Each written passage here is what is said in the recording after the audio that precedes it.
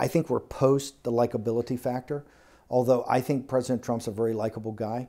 And I think the people around him, and I think many people that see him, think he's very likable. I don't think that that is a, do you want to have a beer with the guy? What was so important in kind of the Clinton and Bush 43 and Obama era, I think we're in a different era today. People realize that the world's in a lot of turmoil, that we have everywhere from nuclear threat in North Korea to a massive military threat in the South China Sea to all types of uncertainty in the Persian Gulf, that we live in a very troubled era, and it's going to take strong leadership. I think when they look at Trump, I think a lot of people might think, hey, maybe I don't like the guy, but you know what? The guy's a leader, and the guy does what he says he's going to do. And I think that at the end of the day, to me, that's the most important thing.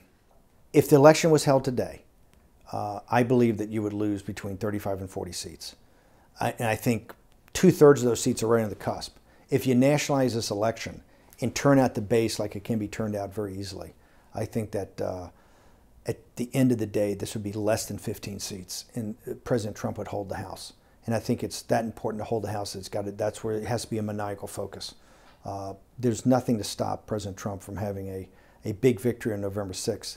Well, I think here's what we have to do is, number one, is President Trump has delivered. Remember, my whole job at the White House I just kept a bunch of whiteboards filled with his campaign promises and kind of kept everybody focused on what we had to accomplish. President Trump's accomplished so much, I think it's incumbent upon really the grassroots movement to kind of come around to this and say, hey, this whole election, this is a nationalized election about President Trump. This is a referendum. You're not just voting for a local congressman, okay? You're just not voting for a senator, right, in a third of the states that's going on, or for the third of the Senate.